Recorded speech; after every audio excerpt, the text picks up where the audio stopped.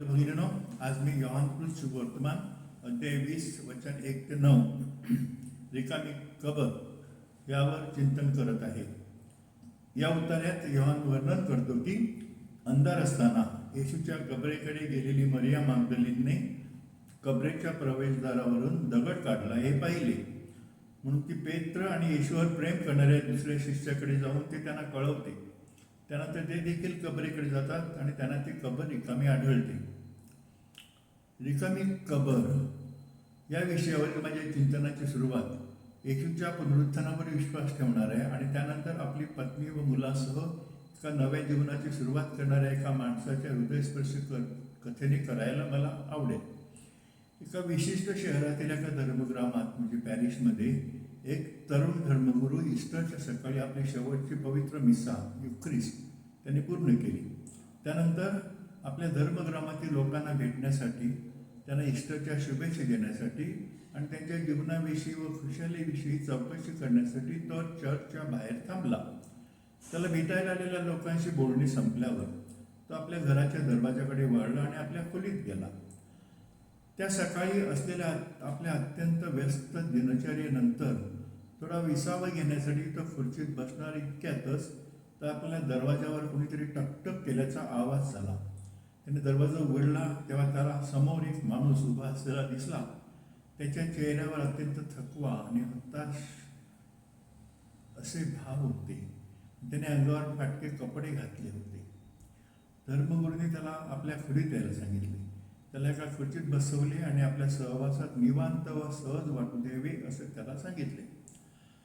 धर्मगुरू त्याला काही विचारणार इतक्यातच त्या माणसाने आपली कहाणी धर्मगुरूला सांगायला सुरुवात केली. तो म्हणाला, फादर, मी इथे तुमचा आशीर्वाद मागण्यासाठी आणि माझ्यासाठी प्रार्थना करण्याची विनंती करण्यासाठी आलो आहे.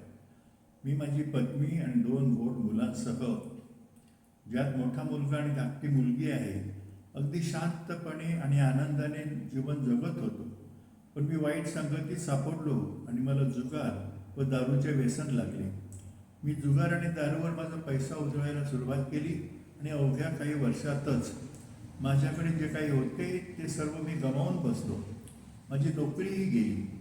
मला माझे घर विकावे लागले आणि एका भाड्याच्या खोलीत राहण्यास सुरुवात करावी लागली. तिथे माझी पत्नी, मुले माझ्या आयुष्यातील या दुर्दैवी परिस्थितीचा सामना करताना अत्यंत कठीण काळातून जात आहे. कृपया माझ्यासाठी प्रार्थना करा आणि मला आशीर्वाद द्या, जेणेकरून मी माझ्या आयुष्यातील ह्या दयनीय अवस्थेतून बाहेर पडू शकेन आणि पूर्वीसारखे जीवन जगू शकेन. त्या तरुण धर्मगुरूंनी त्याच्याकडे अत्यंत गांभीर्याने आणि करुणतेने पाहिले आणि आपल्या टेबलावर असलेल्या क्रुसाकडे निर्देश केला. त्या तरुण माणसाला त्यांनी त्या क्रुसाचा अर्थ काय आहे असे विचारले. तो तरुण माणूस अतिशय हुशार होता. त्याने आपला बराचसा वेळ चर्चच्या आवारात घालवला होता. तो वारंवार युख्रिस्ट म्हणजे प्रभू भोजनात सहभागी होत असे आणि आपल्या धर्मग्रामातील सर्व धार्मिक विधीमध्ये भाग घेत असे.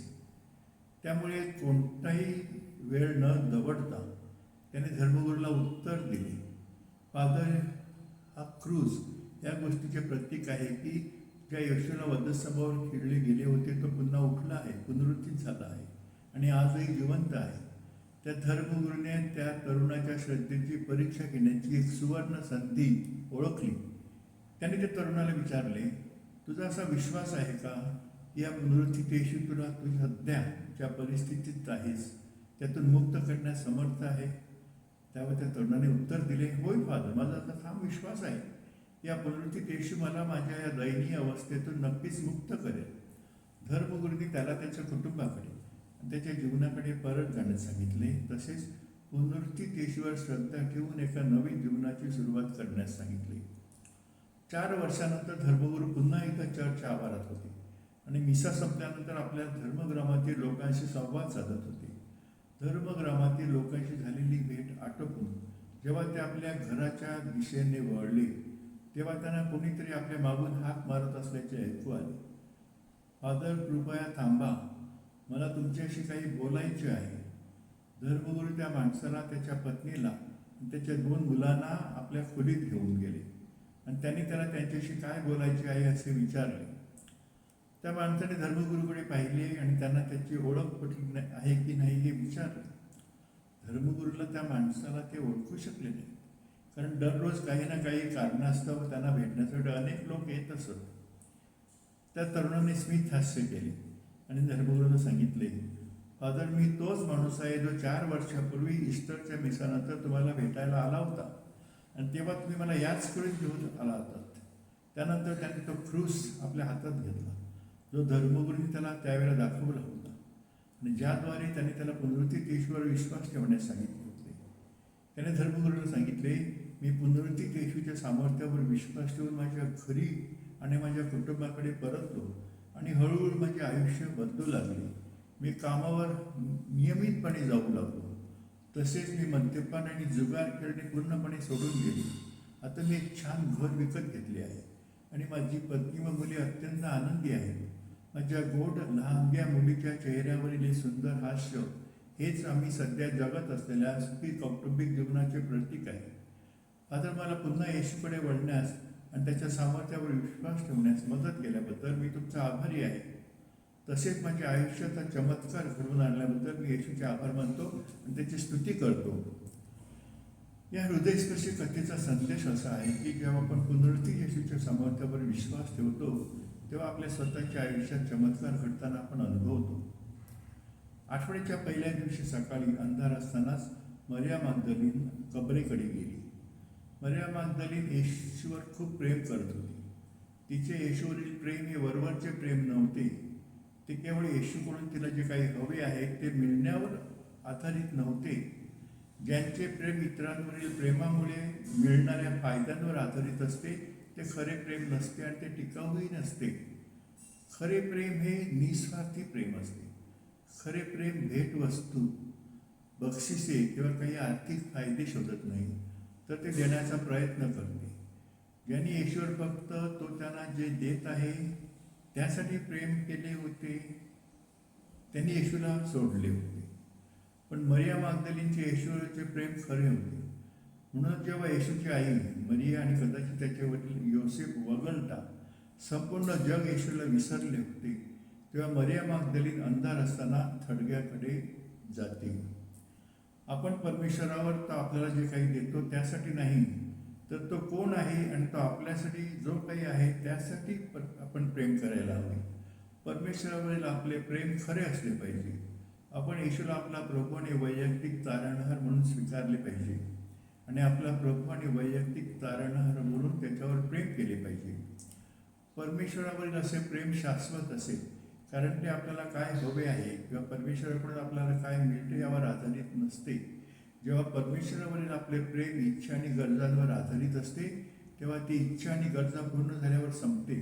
आणि जेव्हा आपल्या इच्छा आणि गरजा पूर्ण होत नाही किंवा जेव्हा आपल्याला असे वाटते की परमेश्वर आपल्या प्रार्थना ऐकत नाही आणि आपल्याला जे हवे ते देत नाही, तेव्हा आपले प्रेम आटते. मग आपण परमेश्वराच्या अस्तित्वावर शंका घेतो आणि परमेश्वर अस्तित्वात नाही असा समज करून घेतो. मेरी मॅग्दलीन येशूवर खूप प्रेम करत होती आणि म्हणूनच ती त्याचा मृत्यू सहन करू शकली नाही आणि तिला रात्रभर झोप लागली नसेल. ती दिवस उजाडण्याच्या आतुरतेने वाट पाहत असावी जेणेकरून ती येशूच्या थडग्याजवळ जाऊ शकेल. जरी तिला स्वतःच्या डोळ्यांनी त्याला प्रत्यक्ष पाहता आले नाही तरी किमान ती त्याच्या उपस्थितीजवळ असेल म्हणून. त्यामुळे अंधार असतानाच ती येशूच्या थडग्याकडे गेली. पण जेव्हा तिने पाहिले की प्रवेशद्वारावरून दगड काढून टाकण्यात आला आहे तेव्हा तिच्या आशा आणि अपेक्षा भंगल्या. दुःखी होऊन ती शिमोन पेत्र आणि येशूवर प्रेम करणाऱ्या दुसऱ्या शिष्याकडे धावत आली आणि म्हणाली, त्यांनी प्रभूला थडग्यातून बाहेर काढले आणि त्यांनी त्याला कुठे ठेवले हे आम्हाला माहीत नाही. मरिया मग्दलीनचे येशूवर खरोखर प्रेम होते, जे बहुतेक वेळा केवळ तोंडी आणि वरवरच्या पातळीवर राहते असे तिचे प्रेम येशूवर नव्हते. ते खोल प्रेम होते जे बहुतेकदा ठोस कृतीमध्ये व्यक्त केले जाते. त्यापैकी एक म्हणजे आठवड्याच्या पहिल्या दिवशी पहाटे अंधार असताना येशूच्या थडग्याकडे येणे. मरिया मग्दलीनचे येशूवरीलचे प्रेम आणि निस्वार्थी प्रेम आपल्याला खऱ्या प्रेमाच्या स्वरूपावर चिंतन करण्यास आणि परमेश्वरावरील आपल्या प्रेमाच्या पायाचे परीक्षण करण्यास प्रेरित करते. खऱ्या प्रेमाचे स्वरूप प्रिय व्यक्तीसाठी केलेल्या त्याग आणि बलिदानावर आधारित आहे. मरिया मागदलीन येशूसाठी कोणताही त्याग करण्यास तयार होती. येशूवरील प्रेम आणि भक्ती जाहीरपणे व्यक्त करण्यास काय समाविष्ट आहे हे मेरी मॅग्दलेनला चांगलेच माहीत होते, कारण त्या काळात महिलांना आजच्या इतके स्वातंत्र्य नव्हते. महिलांवर अनेक निर्बंध होते आणि त्यांना अनेक गोष्टी करण्यास मनाई होती. परंतु येशूवरील प्रेम आणि भक्ती व्यक्त करण्याच्या परिणामांची मेरीला भीती नव्हती. मरिया मागदलीनचे त्याच्यावरचे प्रेम येशूला आवडले आणि त्याने त्याच्या पुनरुत्थानाची पहिली साक्षीदार म्हणून तिला निवडून तिला भरपूर बक्षीस दिली. मरिया मागदलेनाप्रमाणे आपण येशूवर मनापासून प्रेम करतो का? येशूवर विश्वास व्यक्त करण्यासाठी छळ आणि मृत्यूला तोंड द्यावे लागले तरी आपण येशूवर प्रेम करण्याचे आणि लोकांसमोर ते व्यक्त करण्याचे परिणाम भोगण्यास तयार आहोत का? येशूवर आपल्या प्रेमाची खरी परीक्षा तेव्हा येईल जेव्हा आपल्याला आपल्या जीवनात खालील परिस्थितीला तोंड द्यावे लागेल. आपण स्वतःला अशा अत्याचारी राजवटीत सापडू शकतो जिथे येशूवर विश्वास ठेवणाऱ्यांना पकडले जाते, शिक्षा केली जाते, छळले जाते आणि मृत्यूदंड दिला जातो. आणि जर आपण परमेश्वराचा पुत्र म्हणून येशूवरील आपला विश्वास जाहीर करत राहिलो तर आपल्यालाही त्याच छळाला आणि अगदी मृत्यूलाही तोंड द्यावं लागू शकते. रोमन राजवटीच्या काळात इतिहासात असे घडले आहे, जिथे सुरुवातीच्या ख्रिश्चनांना अमानुष पद्धतीने छळले गेले आणि मारले गेले. त्यापैकी एक म्हणजे सुरुवातीच्या ख्रिश्चनांना भुकेल्या सिंहासमोर उभे करणे. जगभरातील विविध कम्युनिस्ट राजवटीमध्ये सुद्धाही असा छळ झाला आहे, जिथे ख्रिश्चनांना येशूवरील विश्वास सोडून राज्य देवता किंवा इतर काही देवतांना आलिंगन देण्यास सांगितले गेले. जेव्हा या ख्रिश्चनांनी येशूवरील विश्वास सोडण्यास नकार दिला तेव्हा त्यांना पकडले गेले, शिक्षा झाली, छळले गेले आणि मृत्यूदंडही देण्यात आला. आपण खात्री बाळगू शकतो का की आपल्यासोबत असे होणार नाही आणि छळ आणि मृत्यूच्या धमकीखाली आपल्याला कधीही येशूवरील आपला विश्वास सोडण्यास सांगितले जाणार नाही? जर असे घडले तर आपली प्रतिक्रिया काय असेल? आपल्याच देशात अशी अनेक उदाहरणं आहेत जी ख्रिस्ती माणसे आपला विश्वास सोडण्यास तयार नव्हती आणि छळ आणि मृत्यूला तोंड देण्यास तयार होती. त्यापैकी काही उदाहरणे पुढील प्रमाणे आहेत. एक, कंधमालचे रक्तसाक्षी. परमेश्वराचे सेवक कंठेश्वर दिकल आणि त्यांचे साथीदार. ओडिशाची राजधानी भुवनेश्वरच्या नैऋत्येस 150 ते 250 मैल अंतरावर असलेल्या कंधमाल जिल्ह्यात ऑगस्ट 2008 पासून आधुनिक काळातील ख्रिश्चन विरोधी सर्वात वाईट असा हिंसाचार झाला. कंधमालमधील ख्रिश्चन धर्मावर बंदी घालण्यात आली आणि ख्रिश्चनांना ख्रिस्तावरील त्यांचा विश्वास सोडण्याचे आदेश देण्यात आले. आदेशाचे उल्लंघन करणाऱ्या शूर ख्रिश्चनांना जिवंत गाडण्यात आले आणि त्यांचे तुकडे करण्यात आले. जवळजवळ 100 ख्रिश्चनांना मारण्यात आले आणि 300हून अधिक चर्चेस आणि 6000 घरे लुटण्यात आली. त्यामुळे 56,000 लोक बेघर झाले. ख्रिस्ती शिक्षण देणारे धर्मशिक्षक दिग्गल यांनी ख्रिश्चनांना बायबल जाणण्यास भाग पाडण्यात आलेल्या पुनर्परिवर्तन मेळाव्यात जाण्यास नकार दिला. तेव्हा त्याला त्रास जाणवला आणि त्याने भुवनेश्वर इथे, जिथे त्याची पत्नी आणि मुलगा राजेंद्र झोपडपट्टीमध्ये राहत होते, तिथे पळून जाण्याचा प्रयत्न केला. स्थानिक विरोधकांनी इतरांना झाडे तोडून रस्ता रोखण्याचे आवाहन केले आणि त्यांना बसमधून खाली खेचण्यात आले. 26 ऑगस्टच्या संध्याकाळी कंठेश्वर यांची एक ख्रिश्चन जोडपे मेघनाथ दिकर आणि त्यांची पत्नी प्रियतमा, एक नर्स, यांच्यासह हत्या करण्यात आली. प्रियतमावर सामूहिक बलात्कार करण्यात आला. 2024 भारतात ख्रिश्चन लोकांविरुद्ध घडलेला हिंसाचार आणि भेदभावाच्या घटना. भारत आंतरराष्ट्रीय ख्रिश्चन चिंता. भारताच्या धार्मिक स्वातंत्र्य आयोगाच्या इव्हँजेलिकल फेलोशिप EFIRLC या संस्थेने 2024 भारतात ख्रिश्चन लोकांविरुद्ध हिंसाचार आणि भेदभावाच्या 640 घटनांची पडताळणी केली. ख्रिश्चनावरील जमावाचे हल्ले वारंवार हिंसक होतात. ज्या आक्रमकाकडून ख्रिस्ताच्या अनुयायांना मारहाण आणि त्यांच्या मालमत्तेची नासधूस केल्याच्या बातम्या येतात. ख्रिश्चन लोक चर्चमधील प्रार्थना आयोजित करून गैर ख्रिश्चनांचे जबरदस्तीने धर्मांतर करण्याचा प्रयत्न करत असल्याच्या खोट्या आरोपांमुळे हिंसाचाराला अनेकदा उत्तेजन मिळते. तर अनेक निष्पाप ख्रिस्त अनुयायी धैर्याने त्यांच्या श्रद्धेवर टिकून राहिले असले तरी त्यांच्यावरील भयानक अत्याचार कमी होण्याची चिन्हे दिसत नसल्याने धोक्याची घंटा वाजत आहे. ख्रिश्चन अनुयायांवर शारीरिक हल्ला करण्यात आला आहे, त्यांची हत्या करण्यात आली आहे आणि एका अतिरेकी नेत्याने गायी खाल्याबद्दल शिक्षा म्हणून त्यांच्यावर बलात्कार करण्याची मागणीही केली आहे. जर अत्याचारी लोकांनी आपल्याला येशूवरील आपला विश्वास सोडण्यास नाहीतर छळ आणि मृत्यूला सामोरे जाण्यास सांगितले तर आपण त्यांना काय उत्तर देणार आहोत? येशूवरील आपला विश्वासासाठी आपण छळ सहन करण्यास आणि मरण्यासही तयार असू का? त्याने वाकून तिथे पडलेल्या तागाच्या वस्त्रांकडे पाहिले पण तो आत गेला नाही. येशूच्या शिष्यावर प्रेम करत होता तो शिष्य पेत्रापेक्षा लहान असल्याने प्रथम कबरीजवळ पोहोचला, कारण तो पेत्रापेक्षा जास्त वेगाने धावू शकत होता. पण तो आत गेला नाही, तर पेत्रास आधी आत जाऊ दिले. यावरून योहानाचा त्याच्यापेक्षा मोठा आणि नेता असलेल्या पेत्राबद्दल किती आदर होता हे दिसून येते. अशा प्रकारे योहान आपल्याला वडीलधाऱ्यांबद्दल आदर आणि प्रेम शिकवतो. आपणही आपल्या नेत्यांबद्दल आणि आपल्या आजी आजोबा, पालक आणि आपल्यापेक्षा खूप मोठ्या असलेल्या कुटुंबातील इतर सदस्यांबद्दल आदराची अशी वृत्ती विकसित केली पाहिजे. आपण त्यांच्याशी प्रेमाने आणि समजूतदारपणे वागले पाहिजे. बरेचदा आपण विसरतो की आपले आजी आजोबा, पालक आणि आपल्या कुटुंबातील वृद्ध सदस्य अशा वयात पोहोचले आहेत त्याच्या काळात ते विविध शारीरिक आजारांनी ग्रस्त आहेत आणि काही प्रमाणात अपंग आहेत आणि चालणे, उभे राहणे आणि खोलीत पडलेल्या वस्तू उचलणे यासारख्या साध्या कामासाठी देखील त्यांना इतरांच्या मदतीची आवश्यकता आहे. म्हणून आपण त्यांची काळजी घेतली पाहिजे. पेत्राच्या सासूला तीव्र तापातून बरे करून येशू आपल्याला वृद्ध कुटुंबातील सदस्यांना, नातेवाईकांना आणि आपल्या समाजातील इतर वयस्कर सदस्यांवर प्रेम करण्यास आणि त्यांचा आदर राखून त्यांची काळजी घेण्यास शिकवतो.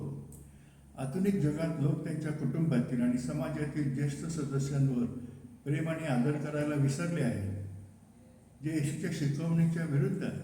आज कुटुंबातील अनेक ज्येष्ठ सदस्यांचा आदर केला जात नाही, त्यांच्यावर प्रेम केले जात नाही आणि त्यांची योग्य काळजी घेतली जात नाही. आपण स्वतःला विचारले पाहिजे की आपण आपल्या ज्येष्ठांवर प्रेम करतो, त्यांचा आदर करतो आणि त्यांची काळजी घेतो की आपण त्यांच्यावर दुर्लक्ष करतो आणि त्यांना त्रास देतो. जे लोक त्यांच्या कुटुंबातील आणि नातेसंबंधातील ज्येष्ठ सदस्यांचा अपमान करतात आणि त्यांचा मानसिक आणि शारीरिक किंवा भावनिक छळ करतात किंवा भावनिक शोषण करतात, त्यांच्याशी परमेश्वर नक्कीच कठोरपणे वागेल. या शोषित व दुःखी वयस्कर लोकांचे रडणे आणि त्यांची अश्रू परमेश्वर पित्याच्या कानापर्यंत आणि डोळ्यापर्यंत नक्कीच पोहोचतील आणि तो या अत्याचार करणाऱ्यांचा त्याच्या पद्धतीने न्याय करेल. शेवटी दुसरा शिष्य जो प्रथम थडग्यावर पोहोचला होता तो देखील आत गेला. त्याने पाहिले आणि विश्वास ठेवला.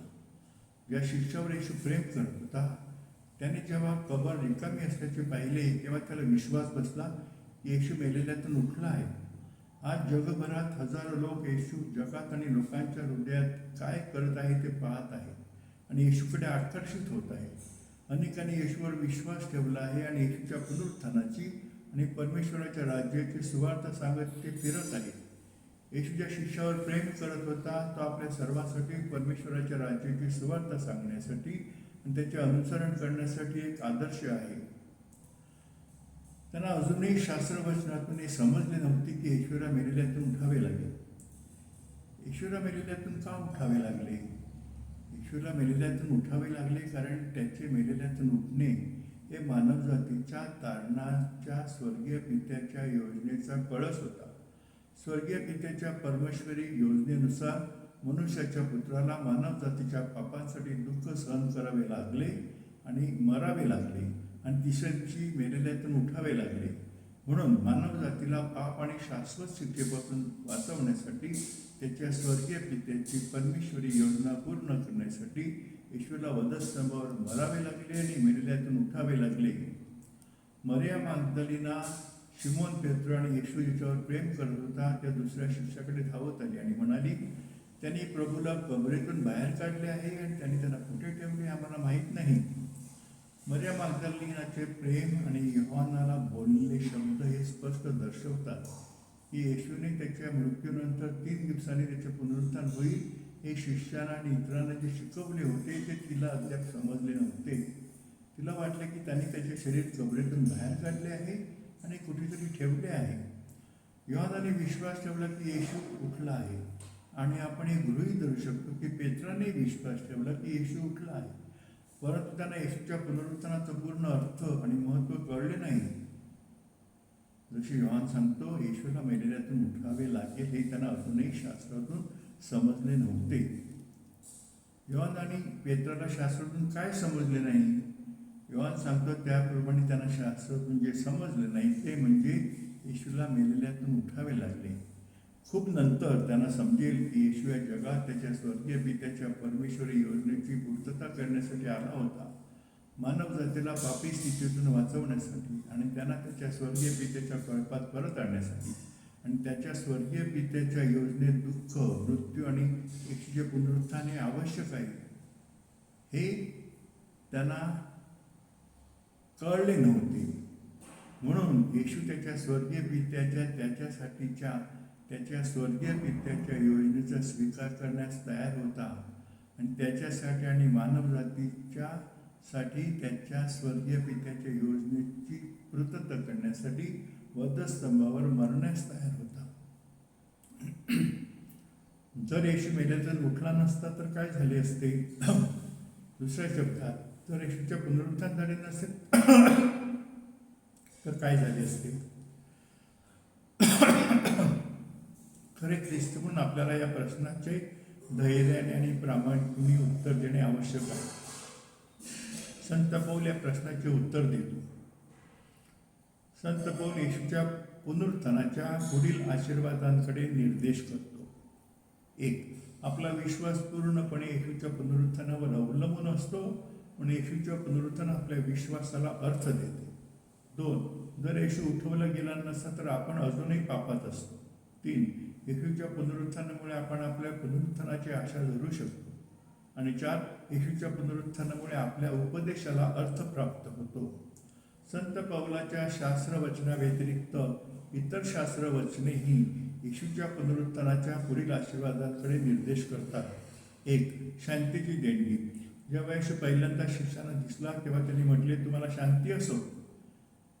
योहान 20:19. म्हणून पुनरुत्थानाचा पहिला आशीर्वाद म्हणजे शांतीची देणगी. 2. आपण परमेश्वराला आपला पिता म्हणू शकतो. त्याच्या पुनरुत्थानानंतर येशूने मरियम मग्दलिनीला सांगितले, माझ्या भावांना सांग, मी माझ्या पित्याकडे आणि तुमच्या पित्याकडे, माझ्या परमेश्वराकडे आणि तुमच्या परमेश्वराकडे जात आहे. योहान 20:17.